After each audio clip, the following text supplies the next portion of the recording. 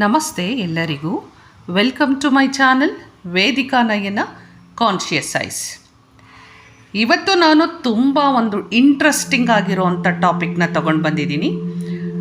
ನಾನು ಆಲ್ರೆಡಿ ನನ್ನ ಚಾನಲಲ್ಲಿ ಈ ಟಾಪಿಕ್ ಬಗ್ಗೆ ಮಾತಾಡಿದ್ದೀನಿ. ಆದರೂ ಇವತ್ತು ತುಂಬ ಇದನ್ನು ಸಿಂಪಲ್ಲಾಗಿ ಪ್ರತಿಯೊಬ್ಬರೂ ಇದನ್ನು ಮಾಡಬಹುದಾದಂತಹ ಒಂದು ಉದಾಹರಣೆಗಳನ್ನು ತಗೊಂಡು, ಹಾಗೆ ಇದು ಯಾಕೆ ಎಷ್ಟೋ ಜನರಿಗೆ ಉತ್ತರ ಸಿಗ್ತಾ ಇಲ್ಲ ಅಂತ ಎಷ್ಟೋ ಪ್ರಶ್ನೆಗಳಿಗೆ ಉತ್ತರವನ್ನು ಕೂಡ ಕೊಡ್ತಾ ಈ ಒಂದು ಟಾಪಿಕ್ನ ತೊಗೊಂಡು ಬಂದಿದ್ದೀನಿ. ಆಲ್ರೆಡಿ ನಿಮಗೆ ಗೊತ್ತಾಗಿರುತ್ತೆ, ಮ್ಯಾನಿಫೆಸ್ಟೇಷನ್ ಬಗ್ಗೆ ನಾನು ಮಾತಾಡ್ತಾ ಇದ್ದೀನಿ. ಮ್ಯಾನಿಫೆಸ್ಟೇಷನ್ ಅನ್ನೋದು ಇವಾಗ ಎಲ್ಲರಿಗೂ ತುಂಬ ಕಾಮನ್ ಆಗಿ, ನಾರ್ಮಲ್ ಆಗಿ ಎಲ್ಲರೂ ಇದನ್ನು, ಈ ಒಂದು ವರ್ಡನ್ನು ಉಪಯೋಗ ಮಾಡ್ತಾನೇ ಇದ್ದೀವಿ. ಹಾಗೆಯೇ 90% ಜನರು ಇದನ್ನು ಉಪಯೋಗ ಮಾಡಿಕೊಂಡಿದ್ದಾರೆ. 90% ಜನರು ಉಪಯೋಗ ಮಾಡಿಕೊಂಡಿರೋರಲ್ಲಿ ನಾವು ಮಾಡಿದ್ದೀವಿ, ಆದರೆ ನಮಗೆ ರಿಸಲ್ಟ್ ಬಂದಿಲ್ಲ ಅನ್ನೋರು 50% ಇದ್ದಾರೆ. ಈ ಥರ ಯಾಕಾಗತ್ತೆ? ಹಾಗಾದರೆ ಮ್ಯಾನಿಫೆಸ್ಟೇಷನ್ ಅನ್ನೋದು ಸುಳ್ಳ? ಇದು ನಮ್ಮ ಒಂದು ಭ್ರಮೆನ? ನಾವು ಸುಮ್ಮನೆ ಇದನ್ನು ಕಲ್ಪನೆ ಮಾಡಿಕೊಂಡು ಬಿಟ್ಬಿಡ್ತೀವ ಅಂತ ಹೇಳಿ? ಖಂಡಿತ ಅಲ್ಲ. ಅಂತ ಹೇಳಿದರೆ, ನಾವು ಏನನ್ನು ಬಯಸ್ತೀವೋ, ಏನನ್ನು ಅಂದ್ಕೊಳ್ತೀವೋ ಅದು ಆಗೇ ಆಗತ್ತೆ, ನಡೆದೇ ತೀರುತ್ತೆ ಅನ್ನೋದು ಎಲ್ಲರಿಗೂ ಗೊತ್ತಿರೋ ಅಂಥ ವಿಚಾರ. ಹೀಗಿರುವಾಗ ಕೆಲವೊಮ್ಮೆ ನಾವು ಏನು ಮಾಡ್ತೀವಿ ಅಂತ ಹೇಳಿದ್ರೆ, ನಾವು ನಮಗೆ ಗೊತ್ತಿಲ್ಲದೇ ನಮ್ಮ ಕನಸುಗಳನ್ನು, ನಮ್ಮ ಧ್ಯೇಯಗಳನ್ನು, ಗುರಿಗಳನ್ನು ತುಂಬ ನಮಗಿಂತ ಒಂದು ನಮಗೆ ಯೋಗ್ಯತೆಗೆ ಮೀರಿ ಅಂತೀವಲ್ವ, ಆ ಥರ ಏನಾದರೂ ನಮ್ಮ ಕನಸುಗಳು ಇಟ್ಕೊಂಡ್ಬಿಟ್ಟಿದ್ರೆ ನಾವೇನು ಮಾಡ್ತೀವಿ?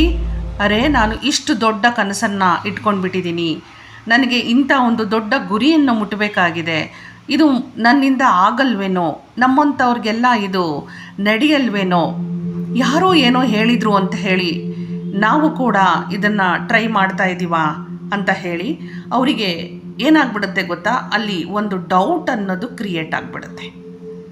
ಈ ಡೌಟ್ ಅನ್ನೋದು ಕ್ರಿಯೇಟ್ ಆಯಿತು ಅಂತ ಹೇಳಿದರೆ, ನೀವು ಒಂದು ದಿನ ಅಲ್ಲ, ಒಂದು ವರ್ಷ ನೀವು ಮ್ಯಾನಿಫೆಸ್ಟೇಷನ್ ಮಾಡಿದ್ರೂ ಕೂಡ ಉತ್ತರ ಖಂಡಿತ ನಿಮಗೆ ಸಿಗೋಕ್ಕೆ ಚಾನ್ಸೇ ಇಲ್ಲ.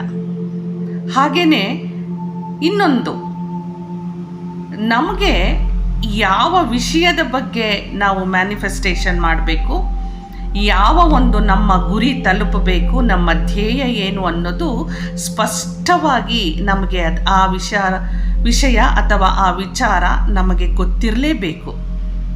ಇದನ್ನು ನೀವು ಸುಮ್ಮನೆ ಅಂತ ಅಂದ್ಕೊಂಡು ಟೈಮ್ ಪಾಸ್ ಮಾಡಿಕೊಂಡು, ಅಥವಾ ಇದು ಆಗ್ಬಿಡುತ್ತಾ ಹೀಗೆ ಮಾಡಿದರೆ ಅಂತ ಹೇಳಿ ಮಾತಾಡಿಕೊಂಡು ಮಾಡೋದು ಖಂಡಿತ ಒಳ್ಳೆಯದಲ್ಲ. ಅಂದರೆ ನಾವು ಯಾವುದನ್ನು ಪರೀಕ್ಷೆ ಮಾಡಲಿಕ್ಕೆ ಹೋಗಬಾರ್ದು. ನೀವು ಪರೀಕ್ಷೆ ಮಾಡ್ತಾ ಇದ್ದೀರಾ ಅಂತ ಹೇಳಿದರೆ, ಅಲ್ಲಿ ನಿಮಗೆ ಯಾವುದೇ ಥರದ ಕಾನ್ಫಿಡೆನ್ಸ್ ಇಲ್ಲ ಅನ್ನೋರು ಮಾತ್ರ ಈ ಪರೀಕ್ಷೆಗಳನ್ನು ಮಾಡ್ತಾ ಹೋಗ್ತಾರೆ. ಇದೆಲ್ಲದನ್ನು ನೀವು ಸರಿಯಾಗಿ ಮನಸ್ಸಿನಲ್ಲಿ ಇಟ್ಕೊಂಡವ್ರಿಗೆ ಮಾತ್ರ ಈ ಒಂದು ಮ್ಯಾನಿಫೆಸ್ಟೇಷನ್ ನಿಮಗೆ ಉತ್ತರವನ್ನು ಕೊಡುತ್ತೆ. ಸಾಕಷ್ಟು ಜನರು ಇದರಿಂದ ತಮ್ಮ ಜೀವನವನ್ನು ಬದಲಾಯಿಸಿಕೊಂಡಿದ್ದಾರೆ. ಅವರ ಜೀವನ ಒಂದು ಪರಿವರ್ತನೆಯ ಹಾದಿಯಲ್ಲಿ ನಡೀತಾ ಇದೆ. ನಿಮಗೆ ನಾನು ಹೇಳೋದಿಷ್ಟೇ, ಇವತ್ತು ನಾನು ಎಲ್ರಿಗೂ ತುಂಬ ಸಿಂಪಲ್ಲಾಗಿ ಉತ್ತರವನ್ನು ಯಾವ ರೀತಿ ತಗೊಳ್ಳೋವಂಥದ್ದು, ಮ್ಯಾನಿಫೆಸ್ಟೇಷನ್, ನಮ್ಮ ಕನಸನ್ನು ಯಾವ ರೀತಿ ನಾವು ಪ್ರಕಟಣೆನ ಮಾಡ್ಕೊಳ್ಳೋ ಅಂಥದ್ದು ಅನ್ನೋದನ್ನು ಇಲ್ಲಿ ನಾನು ತುಂಬ ಸಿಂಪಲ್ಲಾಗೇ ನಿಮ್ಮೆಲ್ಲರಿಗೂ ತೊಗೊಂಡು ಬಂದಿದ್ದೀನಿ. ಒಂದಷ್ಟು ನೀವು ನಿಮ್ಮ ಗೊಂದಲಗಳನ್ನು, ಡೌಟ್ಸ್ ಅಂತ ಕರಿತೀವಲ್ವ, ಅನುಮಾನಗಳನ್ನು, ಇದನ್ನು ಒಂದಷ್ಟು ನೀವು ದೂರ ಇಟ್ಟು ಈ ಮ್ಯಾನಿಫೆಸ್ಟೇಷನನ್ನು ಮಾಡ್ಕೊಳ್ಳಿ. ನಿಮಗೆ ಒಳ್ಳೆಯ ಟ್ರೆಮೆಂಡಸ್ ರಿಸಲ್ಟು, ಅದ್ಭುತವಾದ ಅಮೇಝಿಂಗ್ ಆಗಿರುವಂಥ ರಿಸಲ್ಟು ನಿಮಗೆ ಬಂದೇ ಬರುತ್ತೆ. ಮೊದಲು ನೀವು ಏನನ್ನು ನಿಮಗೆ ಬೇಕಾಗಿದೆ, ಯಾವುದು ಬೇಕಾಗಿದೆ, ಯಾವುದರ ಅವಶ್ಯಕತೆ ಇದೆ ಅನ್ನೋದ್ರ ಬಗ್ಗೆ ಮೊದಲು ಕುತ್ಕೊಂಡು ಸರಿಯಾಗಿ ಯೋಚನೆ ಮಾಡಿ. ಯಾವಾಗಲೂ ಅಷ್ಟೇ, ನಮಗೆ ಭಗವಂತ ಏನಾದರೂ ಕೊಡ್ತಾನೆ ಅಂತ ಅಂದಾಗ ಅವನಿಂದ ನಾವು ತೆಗೆದುಕೊಳ್ಳೋ ಅಂಥ ವಸ್ತು ಎಷ್ಟು ಬೆಲೆ ಇರುತ್ತೆ ಅನ್ನೋದು ತುಂಬ ಮುಖ್ಯ ಆಗುತ್ತೆ. ಅವರು ಕೊಡೋ ಅಂಥ ವರ ಇರ್ಬೋದು, ಆಶೀರ್ವಾದ ಇರ್ಬೋದು, ಅದಕ್ಕೆ ಸಾಕಷ್ಟು ಅರ್ಥ ಇರುತ್ತೆ. ಅದಕ್ಕೋಸ್ಕರ ನಮಗೆ ಏನು ಬೇಕಾಗಿದೆ ನಮ್ಮ ಜೀವನಕ್ಕೆ ಅನ್ನೋದನ್ನು ಮೊದಲು ಅದ್ರ ಬಗ್ಗೆ ನೀವು ಫೋಕಸ್ ಮಾಡ್ಕೊಳ್ಳಿ. ಅದ್ರ ಬಗ್ಗೆ ಒಂದು ವಿಷನ್ನ, ಆ ಒಂದು ದೃಷ್ಟಿಯಲ್ಲಿ ಅದನ್ನು ಇಟ್ಕೊಳ್ಳಿ. ಹಾಗೆಯೇ ಅದರ ಬಗ್ಗೆ ನೀವು ಯಾವತ್ತೂ ಅನುಮಾನನೇ ಪಡಕ್ಕೆ ಹೋಗಬೇಡಿ.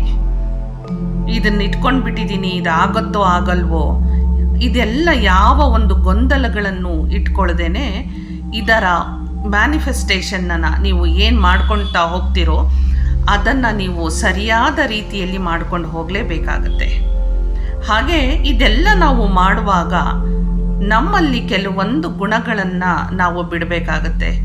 ಈ ಅಸೂಯೆ, ಹೊಟ್ಟೆ ಉರಿ, ಹೊಟ್ಟೆ ಕಿಚ್ಚು, ಬೇರೆಯವ್ರನ್ನ ನೋಡಿ ನಾವು ಅವರು ಚೆನ್ನಾಗಿದ್ದಾರೆ ನಾವು ಚೆನ್ನಾಗಿಲ್ಲ ಅನ್ನೋವಂಥ ಈ ಒಂದು ನೆಗೆಟಿವ್ ಥಾಟ್ಸ್ಗಳಿಂದ ನೀವು ಈಚೆ ಬರಬೇಕಾಗತ್ತೆ.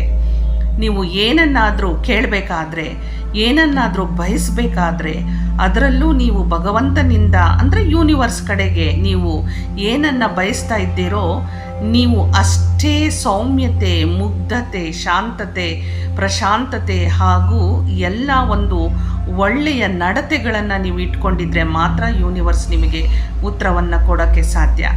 ಹಾಗಾಗಿ ಯಾವುದೇ ಥರದ ಈ ಹೊಟ್ಟೆ ಉರಿತನ, ಹೊಟ್ಟೆ ಕಿಚ್ಚು, ಬೇರೆಯವ್ರನ್ನ ನೋಡಿ ಹಂಗಿಸೋದು, ಈ ಒಂದು ವಿಚಾರದಿಂದ ದೂರ ಇರಿ. ಹಾಗೆ ಮನಸ್ಸನ್ನು ಯಾವತ್ತೂ ಚಂಚಲತೆಗೆ ಒಳಪಡಿಸ್ಕೋಬೇಡಿ.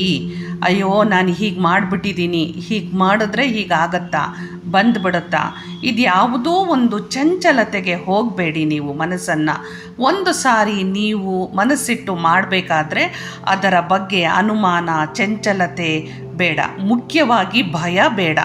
ನಾನು ಇದನ್ನು ಮಾಡಲಿಕ್ಕೆ ಹೊರಟಿದ್ದೀನಿ, ಏನಾಗ್ಬಿಡುತ್ತೋ ಏನೋ ಅನ್ನುವಂಥ ಭಯನೂ ಬೇಡ. ಸೊ ಇದು ಎಲ್ಲದನ್ನೂ ನೀವು ಸರಿಯಾಗಿ ಅರ್ಥ ಮಾಡಿಕೊಂಡು ಮನಸ್ಸನ್ನು ಯಾವಾಗಲೂ ಕೃತಜ್ಞತಾ ಭಾವದಿಂದ, ಧನ್ಯತಾ ಭಾವದಿಂದ ಧನ್ಯವಾದಗಳನ್ನು ಸದಾಕಾಲ ನೀವು ಹೇಳ್ತಾ ಇದ್ದರೆ ಯೂನಿವರ್ಸ್ ಕಡೆಗೆ ಖಂಡಿತ ನಿಮ್ಮ ವಿಶ್ವ ಫುಲ್ಫಿಲ್ ಆಗೋದ್ರಲ್ಲಿ ಸಮಯ ತಗೊಳ್ಳೋದೇ ಇಲ್ಲ. ಇದೆಲ್ಲವನ್ನು ನಾನು ಹೇಳಿರೋಂಥ ಪಾಯಿಂಟ್ಸ್ಗಳನ್ನು ಸರಿಯಾಗಿ ಇಟ್ಕೊಳ್ಳಿ. ನೀವು ಸರಿಯಾಗಿ ಇಟ್ಕೊಂಡು ನೀವು ನೋಡಿದಾಗ, ಮನಸ್ಸಿಟ್ಟು ನೀವು ಮಾಡಿದಾಗ ಕೊನೆಯದಾದಂಥ ಉತ್ತರ ಏನು ಅಂದರೆ, ಇಷ್ಟೆಲ್ಲ ದಿನನಿತ್ಯವೂ ನಾನು ನನ್ನ ಮನಸ್ಸಿನಲ್ಲಿರುವಂಥದ್ದನ್ನು ಭಗವಂತ ನಿನಗೆ ಅರ್ಪಣೆ ಮಾಡಿಬಿಟ್ಟಿದ್ದೀನಿ, ಎಲ್ಲವೂ ನಿನ್ನ ಕೈಯಲ್ಲಿದೆ ಅಂತ ಹೇಳಿ ಸಂಪೂರ್ಣವಾದ ಟ್ರಸ್ಟನ್ನು ನೀವು ಯೂನಿವರ್ಸಿಗೆ ಬಿಟ್ಟುಬಿಡಬೇಕು. ಸೊ ಆಗ ನೀವು ಎಂಥ ಒಂದು ಅದ್ಭುತವಾದ ಪವಾಡ ನಿಮ್ಮ ಜೀವನದಲ್ಲಿ ನಡೆಯುತ್ತೆ. ಅದನ್ನು ನೀವೆಲ್ಲರೂ ಕಮೆಂಟ್ ಹಾಕಿ ನನಗೆ ಉತ್ತರವನ್ನು ಕೊಡ್ತೀರಿ. ನಾನು ಹೇಳಿರುವಂಥ ಎಲ್ಲ ಪಾಯಿಂಟ್ಸ್ಗಳನ್ನು ನೀವು ಗಮನದಲ್ಲಿಟ್ಕೊಂಡು ಮುಂದೆ ನಿಮಗೆ ಯಾವ ಗುರಿ, ಧ್ಯೇಯ, ಆಸೆ, ಆಕಾಂಕ್ಷೆ, ಕನಸುಗಳನ್ನು ಈಡೇರಿಸ್ಕೊಳ್ಬೇಕು ಆ ಒಂದು ಮ್ಯಾನಿಫೆಸ್ಟೇಷನ್ನ ಮಾಡ್ಕೊಳ್ಳಿ ಅಂತ ಹೇಳ್ತಾ ಹೋಗ್ಬರಲ್ಲ.